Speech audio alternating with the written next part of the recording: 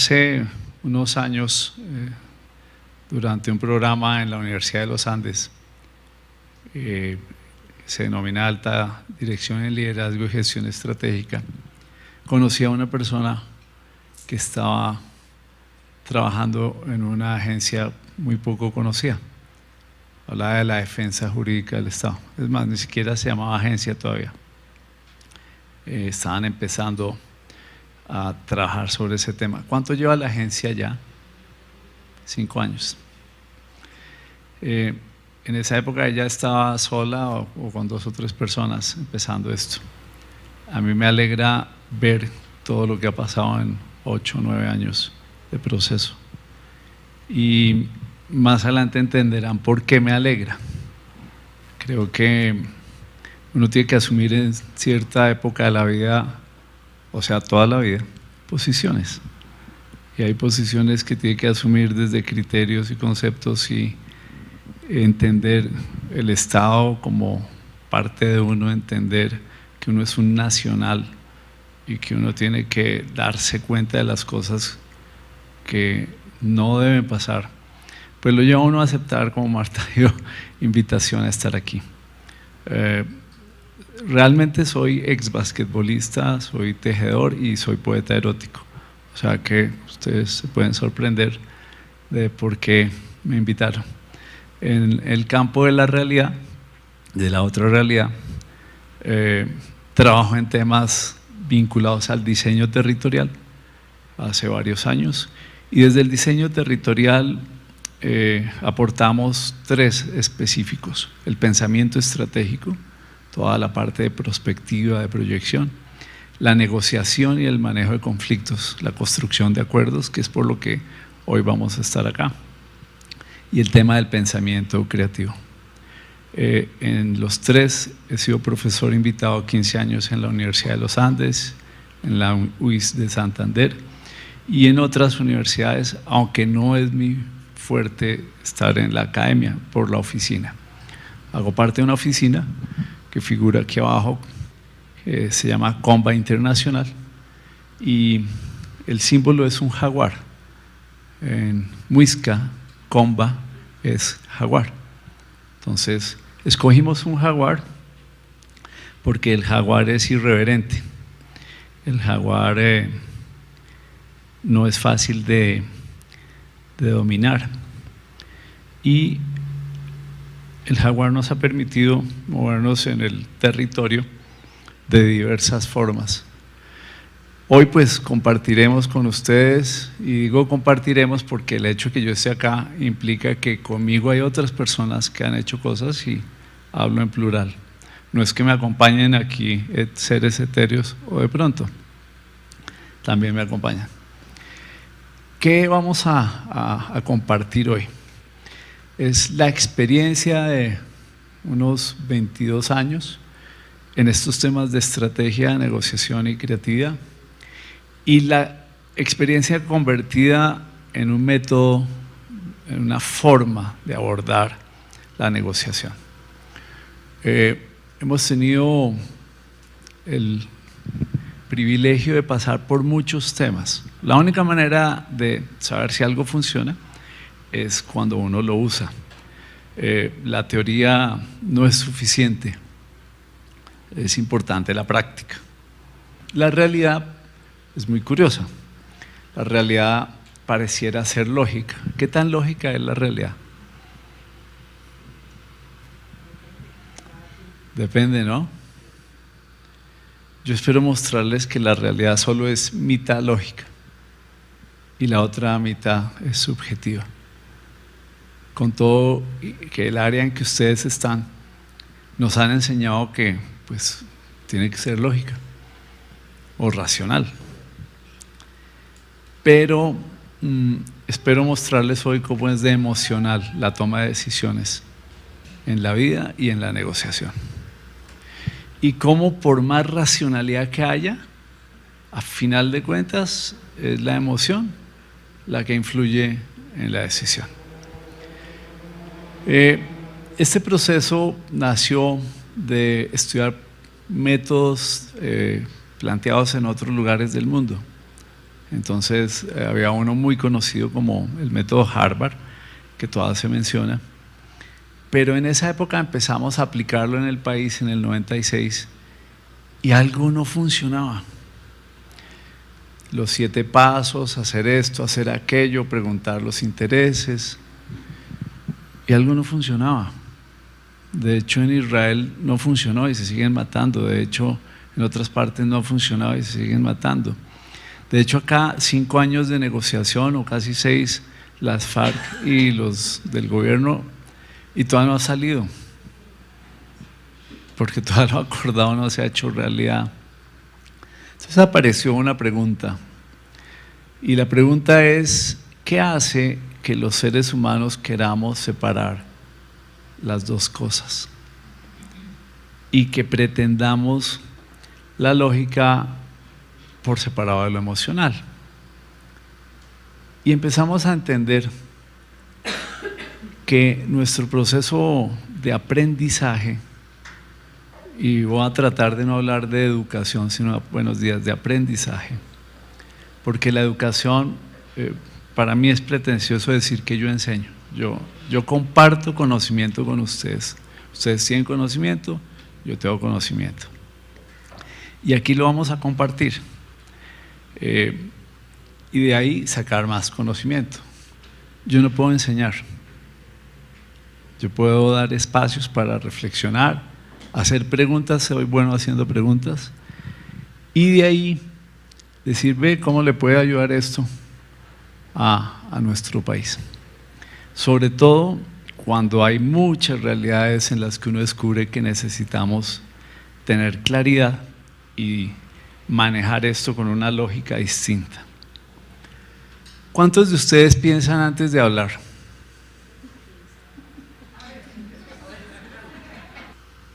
Bien, entonces, ¿por qué la pregunta de quiénes piensan antes de hablar? Porque en negociación y en los ejercicios relacionales, cuando a una persona le sucede algo o le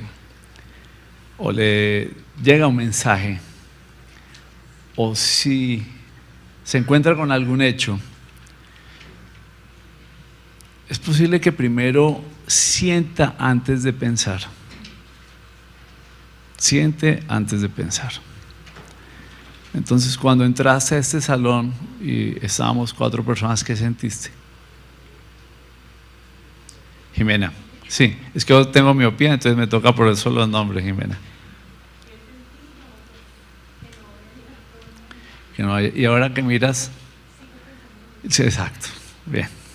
Entonces, cuando tú llegaste, ¿cuántas personas había? No te, 4. ¿Y Luz María cuando llegó? Los 2. Bien. ¿Qué siente uno cuando llega y ve un grupo de personas? Le han dicho va a haber 35 y de pronto observa que algo pasó, que la gente no es puntual. ok. Beatriz, ¿conoce qué es la hora judicial? Ya no existe, ¿no? ¿Ve? Pocas personas se acuerdan. La hora judicial era… ¿Podrías contar, Ana, cómo era la hora judicial? La hora judicial es que si era a las 8, uno tenía hasta las 8:59 para llegar. Entonces todo el mundo llegaba tarde, alcanza a llegar. Sí, era una costumbre muy curiosa. Entonces, si lo citaban a uno a declarar o a alguna audiencia o algo, y era a las 8 la cita, hasta las 8:59 podía uno llegar y estaba dentro de las 8. Entonces, uno después pregunta por qué en Colombia son de hora judicial. Así ya se haya erradicado. Quedó en algunos lugares la costumbre. Vamos a empezar por el lado humano, que es todo, pero el lado humano que a veces nos cuesta trabajo aceptar, y es que somos seres subjetivos emocionales primero que racionales. ¿Por qué? Porque primero sentimos, se genera una emoción y luego se procesa en el pensamiento. Eso muestra la dificultad de establecer diálogos racionales. Pues ustedes lo han visto, ayer en el Senado se notaba, es difícil. No hizo esta persona porque se va a salir del cuerpo y genera unas cosas emocionales, si lo que pueden decir es racional. Pero es esto, es fácil de evaluar. Sentir. ¿Cuántos sentidos usa uno?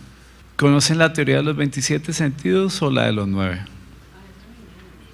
¿Ninguna? Bueno, más adelante veremos. Porque depende como uno sienta, uno se emociona y de acuerdo a lo que uno se emociona, uno piensa. Por estos días se produce un evento muy raro de sentimiento, el Black Friday. Eso es locura de que hay un poco de personas que se paran frente a una puerta. Adentro hay otras personas con miedo de abrir la puerta y cuando abren la puerta ya ha habido muertos y heridos. Yo no sé qué es lo que pasa porque hay que entrar empujando y corriendo. ¿Por qué se rapan las cosas en esos lugares donde hay esas? ¿Pero qué sentirá esa gente que está, ahí espichada en la puerta? Si hay un solo puesto para presidente y hay 30 y algo de candidatos, ¿será que va a pasar algo similar? ¿No qué? Ya, para el juego. Ok.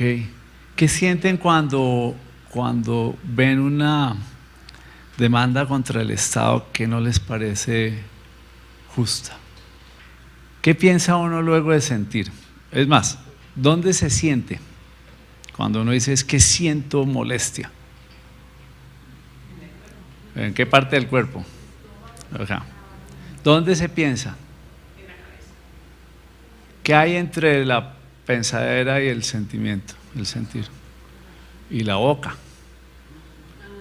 Si uno abre la boca cuando está sintiendo, antes de pensar, ¿qué pasa?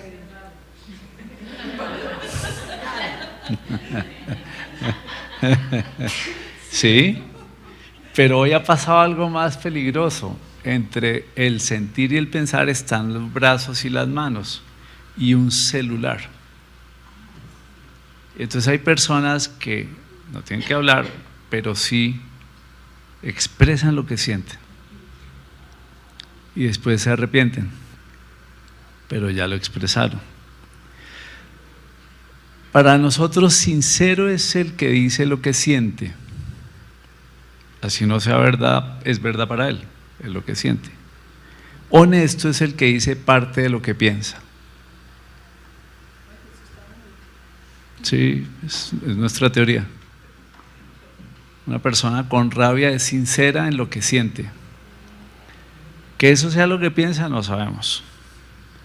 Pero un honesto es el que ha pensado, evalúa, o sea, se imagina lo que pasa si dijera lo que piensa. Bien. Por eso hablamos de soñar o imaginar o tratar de establecer las consecuencias si uno dice lo que piensa. ¿Para qué? Para procesar eso y antes de exponerse, evaluar lo que uno va a decir. Pero también, si yo siento, pienso, me imagino lo que pasa si digo lo que siento y pienso, y me expongo de alguna forma, oral, escrita, por red, pues encuentro una manera de validar las cosas. Cuando uno siente, hay que validar si lo que uno siente tiene razón, para poder tomar decisiones y hacer. Esto es el ejercicio emocional. Pero este es el ejercicio lógico con el que vamos a trabajar hoy. Por principio, la realidad. Entonces, si uno puede llegar a establecer cuál es la realidad, muy aproximada, porque la realidad es muy difícil de establecer en su totalidad. El mismo Einstein nos dijo que dependiendo del número de observadores cambia la realidad, además si están ubicados en lugares distintos. La física nos ayuda mucho a construir la realidad y usamos la física en su concepto para averiguar la realidad. No usamos la narrativa, no usamos la oralidad solamente, no usamos la palabra, no usamos la percepción de los hechos, sino tratamos de usar lo que es el concepto de realidad, dependiendo del número de observadores. Sobre eso hacer conciencia, que es difícil, pero hay que hacer conciencia, para poder proyectar e imaginar qué pasa cuando a uno le toca abordar una realidad. Entonces, en nuestro caso, que es un poco distinto a veces al de ustedes, a veces nos llaman para mirar cómo resuelve uno conflictos o cómo hace uno negociaciones. Y se encuentra uno con una cantidad de elementos de conciencia que son muy curiosos. Y la conciencia cambia dependiendo del rótulo que a uno le pongan y del rol que le den a desempeñar. Pero la realidad es eso. Si no se pregunta, no se descubre. Es más, si nos quedamos callados, podemos morir congelados en un rato. Y es parte del proceso de lo que nosotros buscaremos en cada ejercicio de los dos que hagamos hoy y en una lectura individual, colectiva que vamos a hacer hoy desde la psicología arquetípica. Porque yo quiero que hoy ustedes acepten conocerse como personas que negocian, que hacen un rol, que hacen una labor, y no solo conocer formas de negociar. Las formas de negociar las aplican las personas, como casi todo en el mundo, menos la robótica, pero la robótica también la pensó alguien. Y entendiendo eso, haremos una aproximación a por qué este método ha funcionado en ejercicios colectivos, individuales, participativos, sectoriales, empresariales, de lo público, y que ha ayudado a construir acuerdos y que parte de la realidad. Entonces, la realidad solo es real, cuando todos están de acuerdo con la realidad, no de acuerdo entre ellos. Es real lo que dijo ayer un periodista en un artículo, en una editorial, que quienes traigan hijos ahora al mundo son sádicos, fue que tituló. ¿Por qué acá no dice que la realidad es un hecho? ¿Qué pasa cuando una persona piensa que los hechos los produce la intención de alguien o de algo? Que la vida le cobra, tal le quiere hacer tal cosa. Es una apreciación. ¿Se conocen entre ustedes? Bueno, vamos a hacer un ejercicio intencional. Yo necesito, buenos días, que se conozcan un poco más. Y uno dice, pero ¿cómo en negociación nos pueden hacer este ejercicio? ¿Con quién negocia uno? Con personas. ¿Qué es importante saber de las personas? ¿Quiénes son? Por lo menos. Sí. Entonces, voy a pedirle que cada uno de ustedes busque a dos personas que no conoce. Nos vamos a poner de pie. Hay café, hay una que otra galleta, pero puede que no duren. Y se ponen de pie, toman café, agua o charlan y van a tener 5 minutos para conocerse.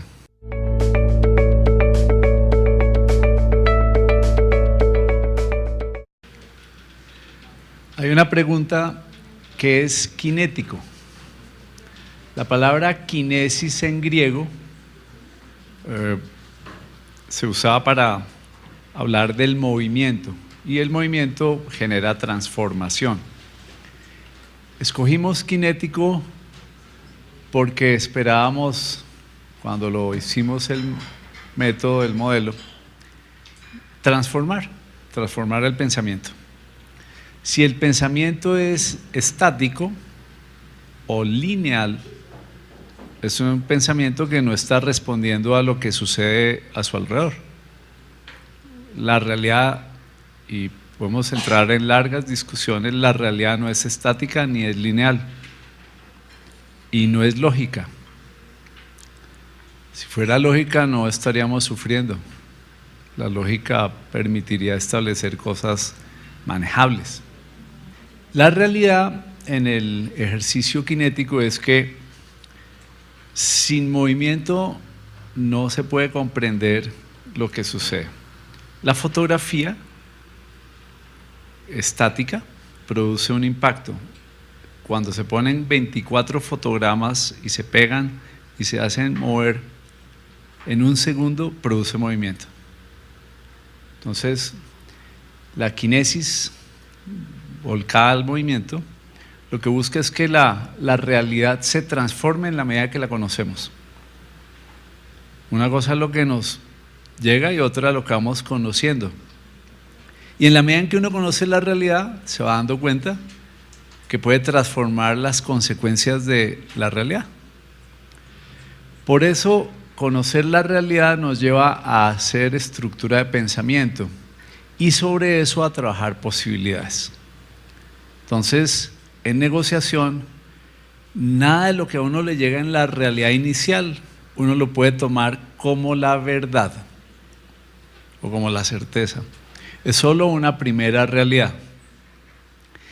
Y esa primera realidad, leída desde los hechos o desde la intención, nos permite interpretarla. Somos seres interpretativos a partir de los sentidos. Y ahí sí pensar. La realidad entonces parte de lo subjetivo. Había que verle las caras allá hablando. No se querían venir, estaban todos sonrientes, ya habían empezado a coger confianza, a tomar confianza. Les dije que se separaran y me miraron como diciendo, no se meta, déjenos aquí, estamos bien. Pero bueno, ese ejercicio de darle una intencionalidad alrededor de lo que las personas manejamos nos permite hacer interpretaciones emocionales. En negociación nosotros lo primero que hacemos es una interpretación emocional. ¿Por qué están haciendo esto? ¿Qué es lo que quieren? ¿Qué es lo que buscan? ¿Qué es lo que legítimamente piensan que van a conseguir? Y luego sí entramos a hablar de lo racional. ¿Qué hechos generaron esto? ¿Qué información existe? ¿Qué tenemos de pasado y presente y futuro? ¿Qué hechos pueden pasar a futuro con esto que estamos manejando? Y hacer una búsqueda para interpretar racionalmente. Entonces, hoy en temas que algunos de ustedes tocarán, como lo que está pasando todavía en el diálogo no cerrado allá en el Cauca, donde además la naturaleza les trae un mensaje a los que están en el Cauca y ayer hay una avalancha terrible y mata a 4 personas y confirma otras cosas que están en discusión alrededor de ser autoridad ambiental, indígena o territorial, étnica, que es una de las cosas que están pidiendo confirmar, pues muestra unas interpretaciones. Pero para otras personas es posible que, ¿cómo molestan esos indígenas? ¿Cómo afectan? Claro, y unidos a los cocaleros, peor. Y se le pegaron los de la guerrilla que no se ven, pero están. Y empieza a armarse toda una intencionalidad. Y entonces la realidad cambia, dependiendo de quién la interprete. Por eso vamos a tomar un tiempo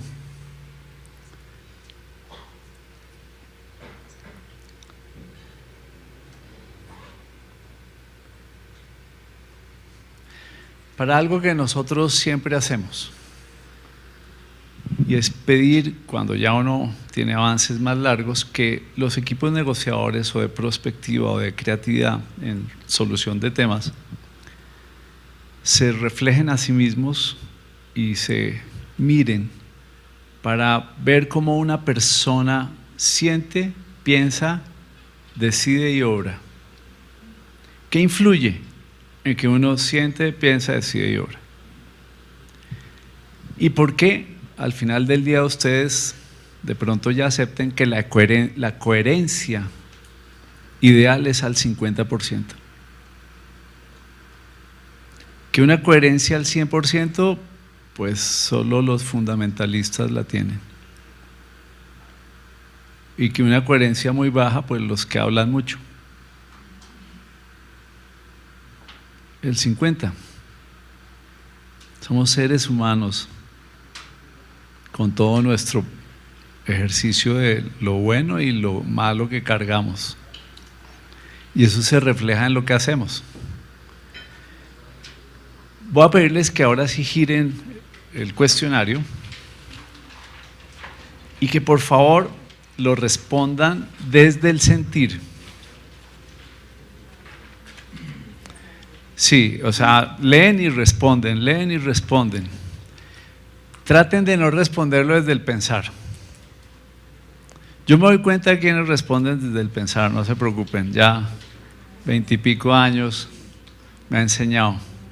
No es malo, sino que mientras más lo piensen, menos rápido responden, porque más dudas van a tener y no van a entender nada. Entonces, por favor, a responder. Vamos a ir contando esto de dónde nace. Hace varios años, cuando empezamos a ser invitados a procesos de construcción de acuerdos y negociación, veníamos de un ejercicio de identidad, de entender quiénes éramos como colombianos. Y en ese entender mirábamos el tema prospectivo, hacia dónde vamos los colombianos, hacia dónde queremos ir. Y empezamos a encontrar unos conocimientos que venían de antes, que nos ayudaron mucho. Uno, el tema de los arquetipos. Los arquetipos nacen de Carl Jung, que es un psicólogo, psiquiatra, pensador en el comportamiento humano contemporáneo de Freud, distante de él en varias cosas, que él se da cuenta que los seres humanos nos mueve no solo lo que Freud pensaba que nos movía, sino nos mueve el imaginario, los sueños, lo que construimos en pensamiento. Y descubre que le damos formas a esos imaginarios, le damos figuras, porque los seres humanos, como los animales, creamos símbolos y signos para poder vivir. Símbolo de bienestar, símbolo de peligro, símbolo de alerta, de rechazo, de aproximación. Y uno crea los signos y símbolos.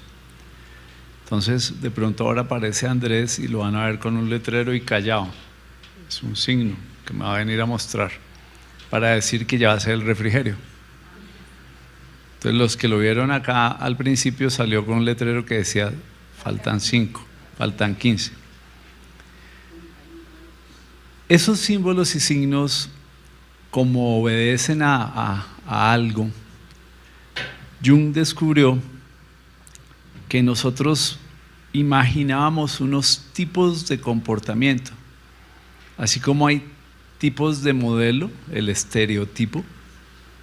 Entonces los modelos de moda son estereotipos, una altura, una figura, una manera en que le queda la ropa, que uno cuando se la pone no le queda igual, pero es un estereotipo, o un prototipo, que es el primero de algo que uno construye. Acá hablamos de arquetipos, que son los referentes. ¿Referentes de qué? De capacidades. Entonces, de acá en adelante vamos a hablar de esas 12 capacidades que ustedes acaban de mirarse a ustedes mismos. Se acaban de tomar una especie de selfie y salieron esos resultados. Si esa selfie se la toman dentro de 6 meses, va a ser distinta. Aquí quiero que cuando sea yo, no soy solo persona, puedo ser yo Estado, yo entidad. Yo entidad, yo Estado, yo persona, yo colectivo humano. Estamos rodeados primero de un área de comodidad. Nos gusta influir.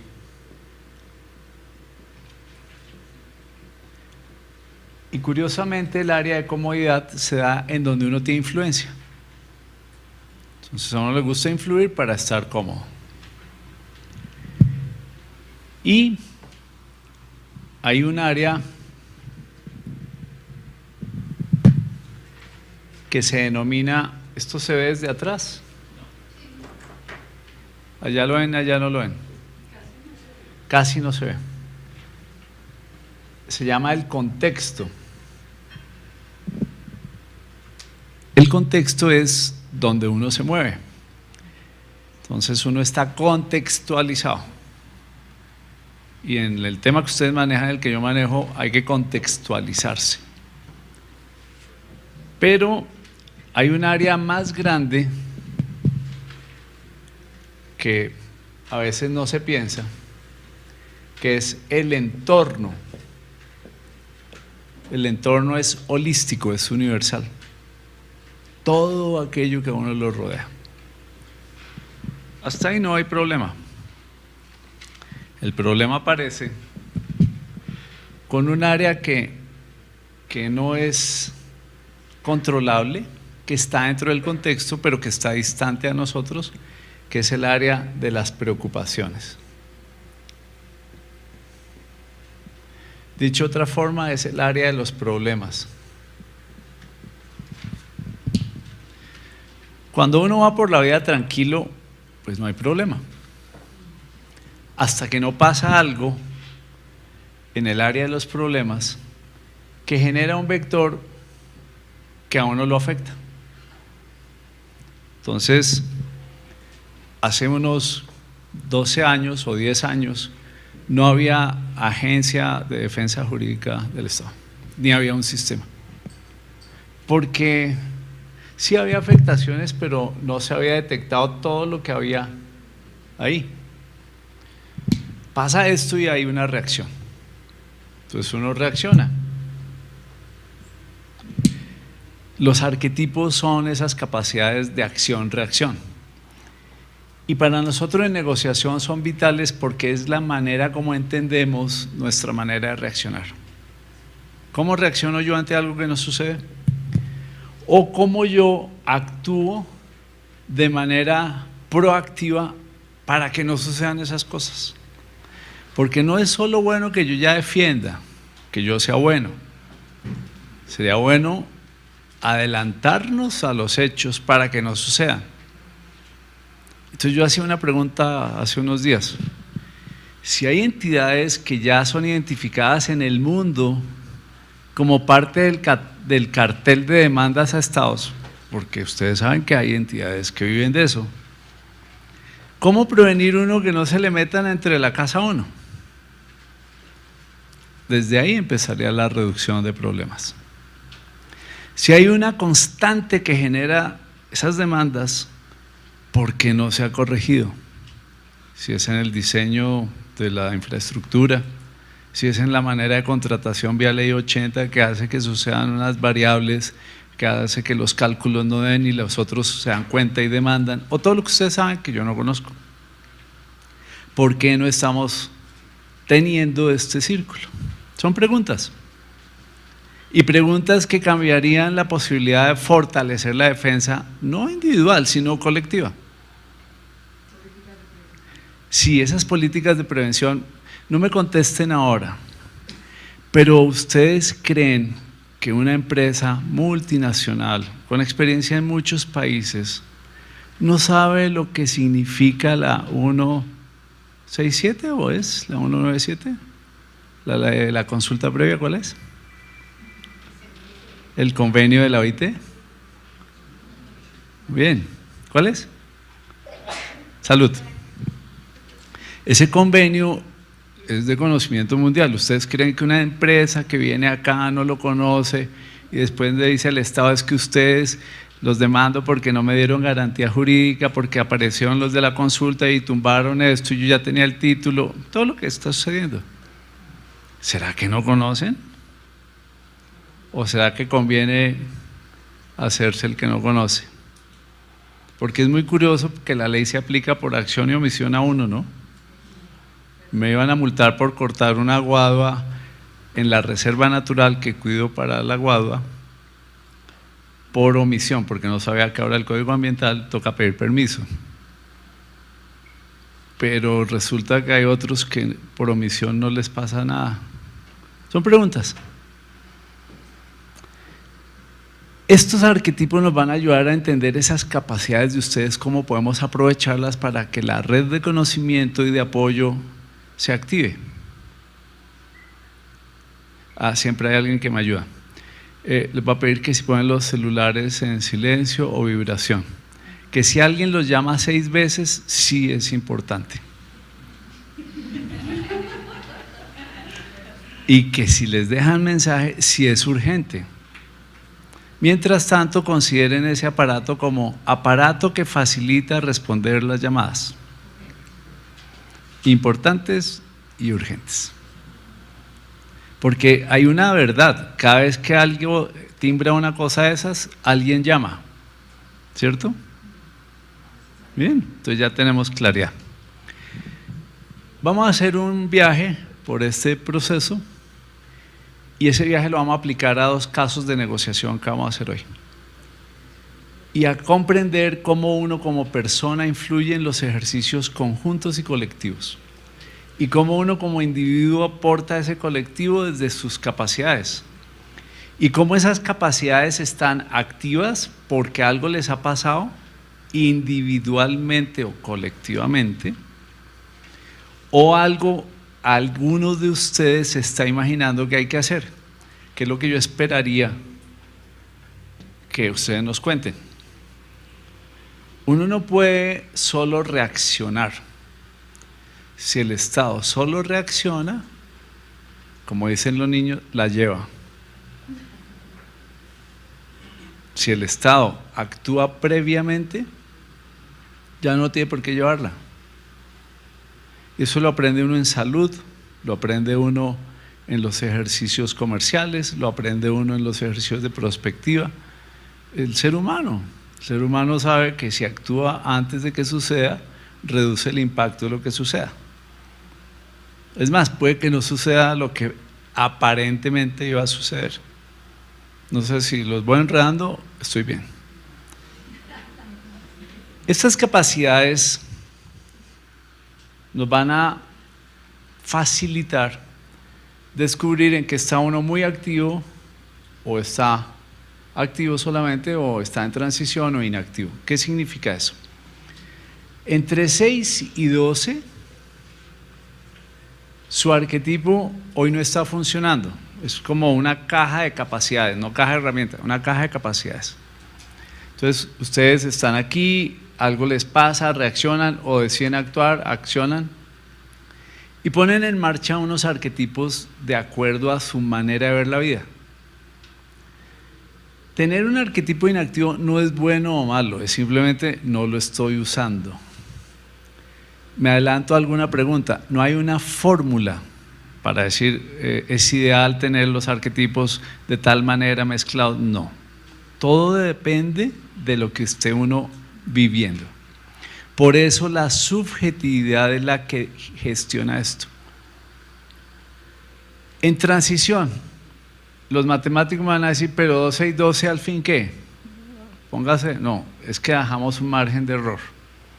Ustedes son los que se leen y van a decir, si yo estoy de pronto en 12 o 13 o 17, significa que puedo estar activando el arquetipo, la capacidad, poniéndola en marcha, o como ya la usé, pues la estoy desactivando. Uno no anda con el guerrero por la calle a ver, ¿qué es lo que hay que pelear? No, eso no es bueno. Y ustedes pueden ver las personas que andan con el guerrero activo, cazando peleas todo el día, innecesarias y desgastándose y desgastando a otros por andar guerreando. para después sentarse y abrazarse años después y decir lo mismo. Hay gente muy curiosa, ¿no? Pero eso sí somos. Esa transición, activar o desactivar, activar o desactivar, nos permite entender la diferencia con los arquetipos que están activos hoy en día, de 18 a 24, o muy, muy activos de 24 para arriba. No se preocupen si tienen el amante mago mezclado con el guerrero, eso no es nada raro, es simplemente que hoy están activos. No hagan todavía suposiciones, aunque sé que es difícil decir, no supongan, porque somos seres de suposiciones. Hay varios científicos que descubrieron que los Homo sapiens sobrevivieron de las 6 especies de homínidos que había hace 15.000 años. Los únicos que quedamos fuimos los Homo sapiens por chismosos. Sí, había otros homos que parece que pintaban cosas y decían aquí cacería, aquí tal cosa, pero el Homo sapiens empieza y este y aquella, ¿por qué se van al monte? ¿Por qué se nos escapan? Ustedes ven, la prensa inglesa es chismosa, viven pendientes de lo que hace el otro o aquel, y nosotros no tenemos prensa inglesa, pero somos chismosos. Y parece que el chisme generó comunidad. Estos que chismeaban una cosa, estos otra, y eso generó evolución. Y sobrevivimos. Entonces, si el chisme se aprovecha bien, puede usarse bien. La rumorología es peligrosa, luego hablaremos de ella. Pero esta lectura no es sino una parte. Estoy activo, estoy muy activo, pero ¿qué significa eso? Que esa era una preocupación de varios de ustedes. Primero, que yo tenga el guerrero en 30 implica que esa capacidad está activa. ¿Cómo la estoy usando? Es otra cosa. ¿Cómo ese rol que asumo para usar esa capacidad, agregarle conocimiento, meterle actitud y ser bueno en ello, es distinto? Pero bueno, ¿de qué lado? Los seres humanos tenemos claro y oscuro mezclado, yin yang. La teoría Se y Zen habla de lo mismo, el equilibrio. Para que la luz se vea, tiene que haber oscuridad. Para que haya oscuridad, la luz tiene que iluminar. No es malo que eso sea así, lo malo es la manera en que oramos. Por eso hablaremos del lado visible de cada uno de los arquetipos y del lado que a uno no le gusta hablar. Miren lo curioso de un término que conocemos en este país. ¿Cuál será la sombra del amante? Claro, ustedes no saben, el tinieblo. ¿No conocían ese término? Ah, claro, a ver, ahí sí ya… Hay otros términos, no, por ahora dejemos solo ahí en el tinieblo. Fíjense, el tinieblo está en las tinieblas. ¿Que no sabe qué le pasa? Cada uno de nosotros piensa que obra aquí, pero toca preguntar si obramos acá. Que no es bueno o malo si las consecuencias no son graves.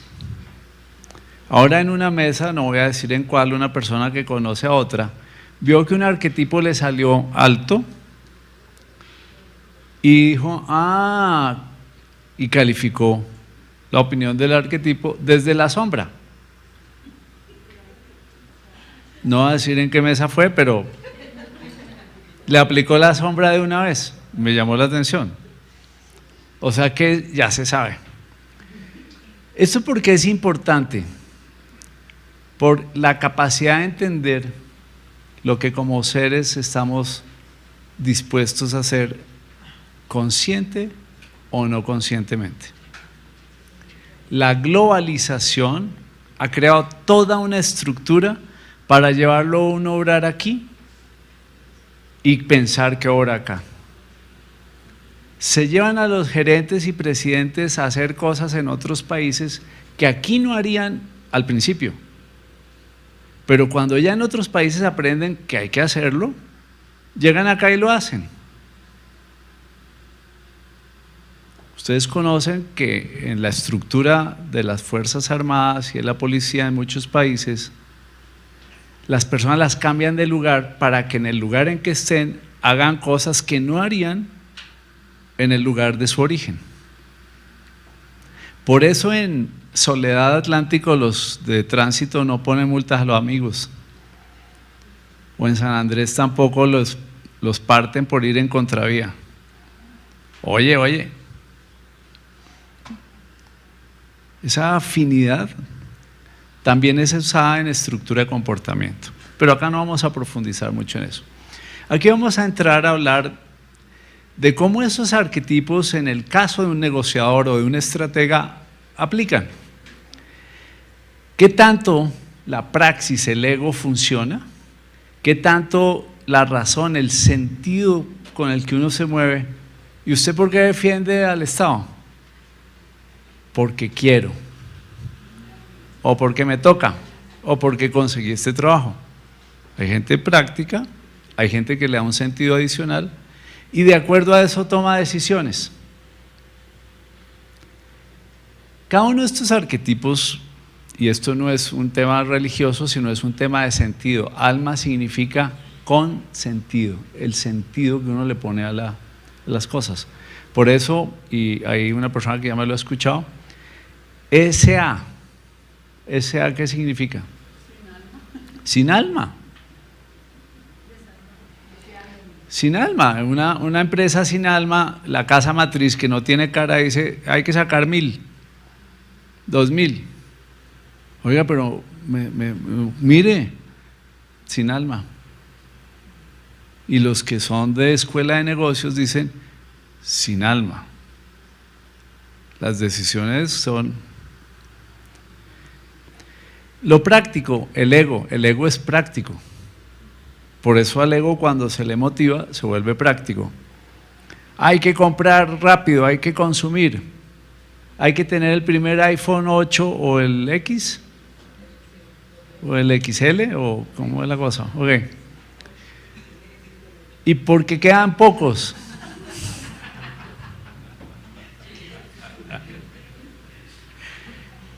Y este que es uno, o sea, uno mismo, pero Juan Gosaín dice yo mismo, sigo mismo, uno mismo, conmigo mismo, por eso. Este es el que une el alma y la praxis. En arquetipos coincidió esto con el pensamiento griego. Porque quiero, puedo y no me da miedo. ¿Y qué? ¿Alguno lo ha dicho? Cantidad de veces, con razón les dijeron tiranas. Porque quiero, puedo y no me da miedo. ¿Y qué?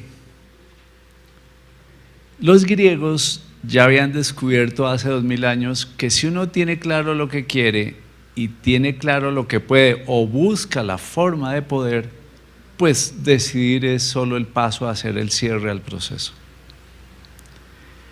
Vamos a estudiar ustedes y yo cómo queremos las cosas para negociar, qué podemos hacer y qué decisiones tomar. Y cómo eso ayuda a una mejor propuesta para que el Estado sea más sólido en su certeza jurídica, en la forma en que se defiende y en la forma en que prevé que no pasen las cosas. Entonces, la física, la mirada cuántica de la física nos ayuda a entender que lo que estamos por vivir de aquí en adelante, no todos lo sabemos. Y uno de los problemas que ustedes han encontrado es que hay muchas cosas que no están dentro del pensamiento legal y jurídico y que nos llegan más rápido de lo que estamos esperándolos. Y que eso afecta también. Y que tocaría empezar a pensar en lo que no hemos pensado. Nos van a demandar por las cepas de shiitake que tenemos sembradas aquí que alguien sembró en otro lado. Nos van a demandar por usar el veneno de la rana coquí, que lo vamos a empezar a usar para medicina y otro ya lo patentó, siendo que la rana es nuestra. ¿Qué va a empezar a pasar con el tema de biocomercio, con el tema de la bioeconomía? Ese mundo tan gigantesco que aquí todavía no hemos visto. ¿Nos van a demandar por el pensamiento? ¿O nos van a demandar solo por lo que ha pasado? ¿O por todo? La teoría del desdoblamiento del tiempo en física ayuda a entender que estando nosotros hoy acá no podemos dejar de ver lo que ha pasado y lo que ya sabemos, pero no debemos dejar de suponer lo que puede pasar para avanzar más rápido, para estar más alertas. Estos arquetipos entonces nos van a permitir descubrir por qué cada uno negocia de una forma. Y vamos a empezar por el primer arquetipo. Pero antes de empezar por el primer arquetipo, me gustaría recordar. Primero, activo o muy activo, hay una numeración, que no es bueno o malo, simplemente referencia que hoy está en uso. Otros están en transición porque se están dejando de usar o se van a usar. Y hay unos inactivos. La pregunta o las preguntas que ustedes se tienen que hacer es ¿cómo en su vida han usado esos arquetipos y cómo creen que los están usando ahora? Porque qué bueno que el guerrero lo tengan en 22, en 25, pero lo usan en lo visible o en la sombra. Todos hemos obrado en luz y sombra. Lo importante es empezarnos a entender, no castigarnos, sino comprendernos. Y entender cosas como las que van a aparecer acá. La legitimidad y la legalidad son diversas, distintas, diferentes desde la manera de quien lo aplica. Y discutiremos sobre eso. La ley es la ley por dura que sea. Pero el que la interpreta la hace legítima a favor de lo que interpreta. Por lo tanto, para nosotros en negociación es más poderosa la legitimidad que la ley.